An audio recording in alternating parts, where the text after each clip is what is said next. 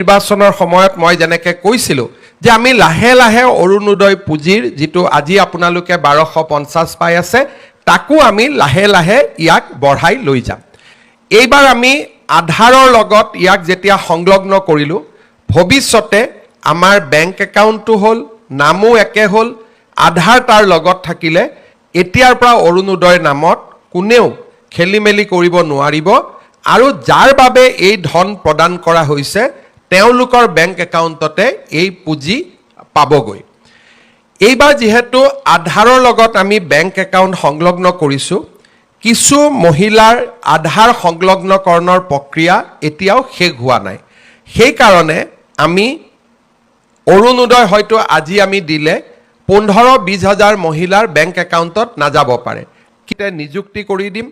যেতিয়াই আপোনালোকে অৰুণোদয় কোনোবা মাহত কিবা কাৰণে নাপাব, আপোনালোকে সেই অৰুণোদয় সাৰথীগৰাকীক সাক্ষাৎ কৰিব পাৰিব।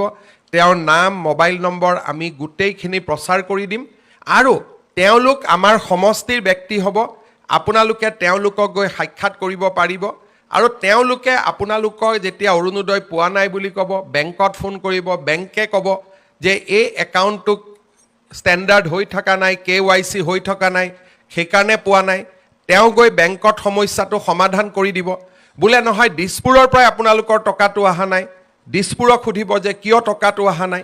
এই গোটেই সমস্যাবিলাক সমাধান কৰাৰ কাৰণে আমি অৰুণোদয় সাৰথী নামেৰে এগৰাকী ব্যক্তিক প্ৰতি সমষ্টিত নিযুক্তি দিম, যাতে আপোনালোকৰ ইয়াত কোনো ধৰণৰ সমস্যা আপোনালোকে সন্মুখীন হ'ব নালাগে। দ্বিতীয়তে, অৰুণোদয় আঁচনিখনক আমি পৰৱৰ্তী পৰ্যায়ত আৰু বেছি ডাঙৰ আৰু বেছি জনদৰদী কৰি তোলাৰ বাবে কিছুমান নতুন নতুন কথা আমি চিন্তা কৰি আছোঁ।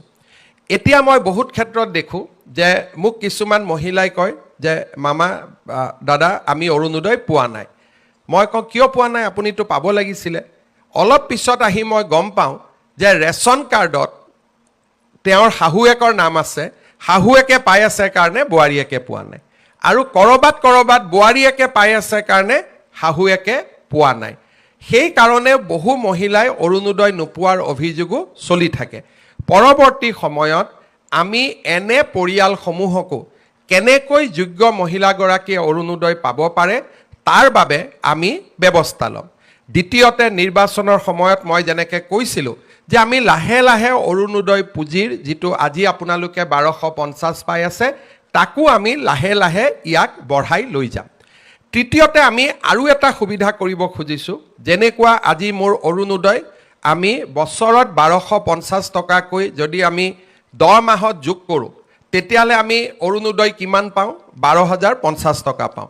লগত যদি আৰু 2 মাহ যোগ কৰি দিওঁ তেতিয়াহ'লে আমি 15,000 পাওঁ, আমি 15,000 টকা পাওঁ। কিন্তু কাৰোবাৰ যদি প্ৰয়োজন, বোলে মই 1250 টকা পাওঁ কিন্তু আজি মই তৎকালীনভাৱে মোক 2,000 টকা লাগে, 3,000 টকা লাগে, তেতিয়াহ'লে আপোনালোকক আমি এটা ভৱিষ্যতৰ দিনত সুবিধা কৰি দিম যে আপোনালোকে সুদত কাৰো পৰা টকাটো ল'ব নালাগে। অৰুণোদয়ৰ পৰাই আপোনালোকে 2,000 টকা আগতীয়াকৈ ল'ব পাৰিব। পিছত আমি 200 টকা কৰি আপোনালোকৰ পৰা অৰুণোদয়টো কাটি কাটি আমি গৈ থাকিম। নহ'লে পূজাৰ আগতে বা ল'ৰা ছোৱালীৰ এডমিশ্যনৰ সময়ত আপোনালোকক কেতিয়াবা 5,000 টকাৰ দৰকাৰী হয়। এতিয়া আপোনালোকে 5,000 টকাটো বিচাৰি পেলাই কাক যাব লাগে? কোনোবা গাঁৱৰ মানুহৰ তাত গৈ 5,000 টকাটো সুদত ল'ব লাগে। কিন্তু আপোনালোকৰ অৰুণোদয়ত ইতিমধ্যে মাৰ্চলৈকে পাবলগীয়া টকা 7,000 আছেই বা 4,000 টকা আছে। আপোনালোকে যিমান টকা বছৰটোত পাবলগীয়া আছে সিমানখিনি টকা আপোনালোকে আমাৰ পৰা আগতীয়াকৈ খুজি ল'ব পাৰিব। আমি আপোনালোকৰ টকাটো মাহত কাটি কাটি গৈ থাকিম। তেতিয়া কি হ'ব? বিনা সুদত আপোনালোকে এডভান্স ল'ব পাৰিব। তেতিয়া বোলে মই অক্টোবৰ নৱেম্বৰ মাহৰ অৰুণোদয়টো মোক আজিয়ে লাগে, মোৰ ল'ৰা ছোৱালী ক'ৰবাত এডমিশ্যন দিব লাগে বা কিবা বেমাৰ হৈছে, মোৰ ঘৰত বিপদ হৈছে, আপোনালোকে অৰুণোদয়টো আমাৰ পৰা আগতে ল'লে, আমি আপোনালোকক মাহত কাটি কাটি কাটি কাটি দি থাকিলোঁ। তাৰমানে 15,000 টকাৰ 10,000 বা 8,000 টকা আপোনালোকে যাতে আমাৰ পৰা আগতীয়াকৈ ল'ব পাৰে, তেনেকুৱাও এটা নতুন কাম এটা আমি আৰম্ভ কৰিম। দ্বিতীয়তে, আৰু এটা আমি কাম কৰিব পাৰোঁ যে মোক আজি 10,000 টকা বেংকৰ পৰা লোন লাগে।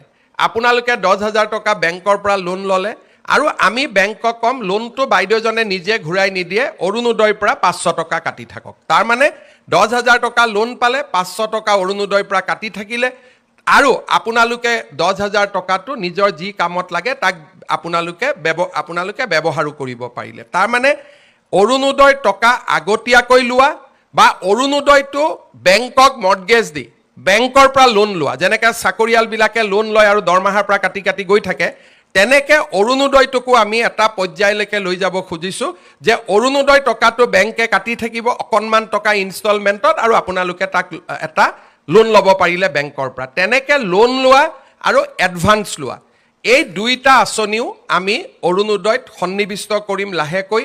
তৃতীয়তে অৰুণোদয়ৰ হিতাধিকাৰী সংখ্যা বঢ়াম, আৰু চতুৰ্থতে আমি অৰুণোদয়ৰ পুঁজিও আমি লাহে লাহে বৃদ্ধি কৰি গৈ থাকিম, যাতে ই আপোনালোকক সহায় কৰিব পাৰে, ই আপোনালোকক বিপদৰ সময়ত সহায় কৰিব পাৰে। আজি আমাৰ সমাজত মই বহুত মানুহক দেখোঁ যে মানুহৰ যেতিয়া কিবা কাৰণত বেলেগ কিবা ঘটনা ঘটি থাকে, মানুহে খালি অৰুণোদয়ক গালি দিয়ে, চৰকাৰে ইমান এইটো কৰিব পৰা নাই, অৰুণোদয়ত কিন্তু টকা দি আছে। এইটো কথা মানুহে বুজি নাপায় যে অৰুণোদয় টকাটো হিমন্ত বিশ্ব শৰ্মাৰ ঘৰত নাহে, অৰুণোদয় টকাটোৱে 37 লাখ মহিলাৰ মুখত হাঁহি বিৰিঙাই, 37 লাখ মহিলাই এই অৰুণোদয় আঁচনিটোৰ বাবে প্ৰত্যেক মাহত অপেক্ষা কৰি থাকে। যিসকলে অৰুণোদয় গালি পাৰি থাকে, ইতিমধ্যে তেওঁলোকে প্ৰমাণ পাইছে যে অৰুণোদয় গালি পাৰিলে কিমান বিপদ হ'ব পাৰে। এইবাৰ ইলেকশ্যনৰ ৰিজাল্টতে মাসকলে দেখুৱাই দিলে যে অৰুণোদয় গালি পৰা পাৰ্টিক কোনেও ভোট নিদিয়ে, আৰু সেইকাৰণে অৰুণোদয় গালি গালাজ কৰিব নালাগে, বৰঞ্চ চৰকাৰক ক'ব লাগে যে অৰুণোদয়টো বাঢ়িলে অলপ বঢ়াই দিয়ক বুলিহে ক'ব লাগে, তেতিয়াহে আই মাতৃসকলে ভাল পাব। তাকে নকৰি বহুত মানুহে খালি মুখটো গালি পাৰিব নোৱাৰে, তেতিয়া অৰুণোদয়টোক গালি পাৰি থাকে। এই কথাটো মই মানুহক অনুৰোধ কৰিম, যিসকলে অৰুণোদয়ক বেয়া পায়, অৰুণোদয়ে কিমান মানুহৰ জীৱনলৈ পৰিৱৰ্তন আনিব পাৰে, কিমান মহিলাই অৰুণোদয়টোৰ কাৰণে ঘৰত সন্মান পাইছে, কিমান মহিলাই অৰুণোদয়ৰ কাৰণে ঘৰত সন্মানেৰে আজি ঘৰটোৰ বা ঘৰখনৰ সমৃদ্ধিৰ কাৰণে বা ঘৰখন আগুৱাই যাবৰ কাৰণে বৰঙণি যোগাব পাৰিছে, তাক অৰুণোদয় মহিলাসকলৰ লগত কথা নাপাতালৈকে ইয়াক বুজি পাব পৰা নাযায়। আজি আপোনালোকে চাওক যে আমাৰ অৰুণোদয়ৰ 37 লাখ মহিলা আছে, সকলোৰে মনত ইচ্ছা আছে যে শিৱসাগৰ বানপানীৰ কাৰণে আমিও কিবা এটা কৰিব পাৰোঁ নেকি, চৰাইদেউত গৈ আমিও কিবা এটা দিব পাৰোঁ নেকি।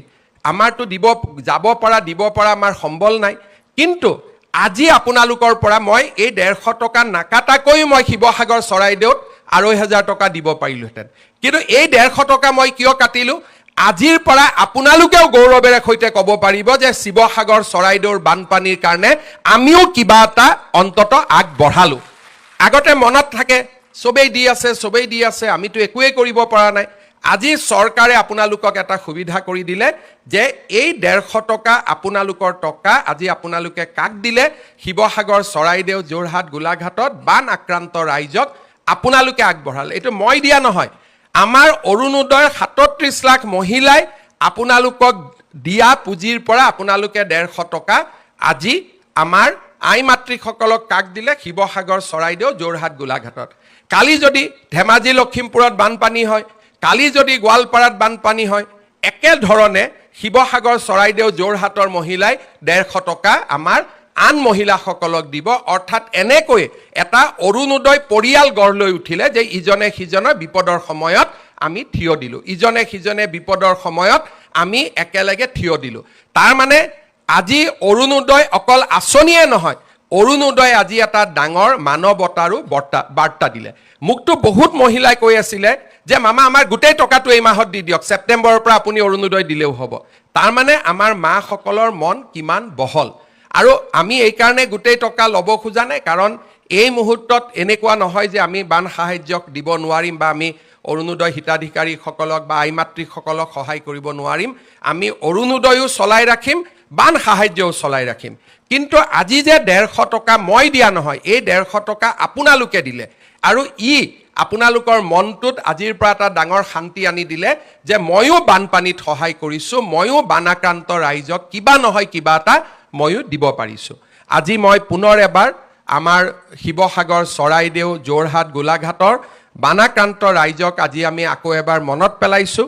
আজি আমি ক্ষুদ্ৰ অৰুণোদয় পৰিয়ালটোৱে লগ লাগি, মামাই দিয়া নাই, হিমন্ত বিশ্ব শৰ্মাই দিয়া নাই, অৰুণোদয় পৰিয়ালটোৱে লগ লাগি আজি বানাক্ৰান্ত মহিলাসকলক আমি 1250 টকাৰ জাগাত আমাৰ এটা একে পৰিয়ালৰ সদস্য হিচাপে আমি 2500 টকা আজি আমি আগবঢ়ালোঁ। আপোনালোকে এই টকাটো গ্ৰহণ কৰিব আৰু বিপদৰ সময়ত নিশ্চিতভাৱে এই পুঁজিটোৱে আপোনালোকক সহায় কৰিব। ভৱিষ্যতৰ দিনত চৰকাৰে আপোনালোকক সহায় কৰি থাকিব। আপোনালোক অকলে নহয়, আপোনালোকৰ লগত আমি সকলো আছোঁ আৰু বিপদৰ সময়ত আমি সকলোৱে একেলগে চৰাইদেউ, শিৱসাগৰ, যোৰহাট, গোলাঘাটৰ ৰাইজক সহায় কৰিম। এই বাৰ্তা আজি আমি আনুষ্ঠানিকভাৱে প্ৰেৰণ কৰিছোঁ। মই বহুত দীঘলীয়াকৈ নকওঁ, অৰুণোদয় সম্পৰ্কত নতুন নতুন খবৰ, কেনেকৈ আঁচনিটোক আৰু ভাল কৰিব লাগে তাৰ কাৰণে মই প্ৰচেষ্টা চলাই ৰাখিম। এইটো মাত্ৰ আৰম্ভণিৰ বছৰ। আপোনালোকে অৰুণোদয় আঁচনিখন নতুন ৰূপত সাজত আপোনালোকে দেখা পায়েই থাকিব। অৰুণোদয় সদায় আপোনালোকৰ লগত ঘৰখনৰ সাৰথি হিচাপে আপোনালোকৰ লগত থিয় হৈ থাকিব।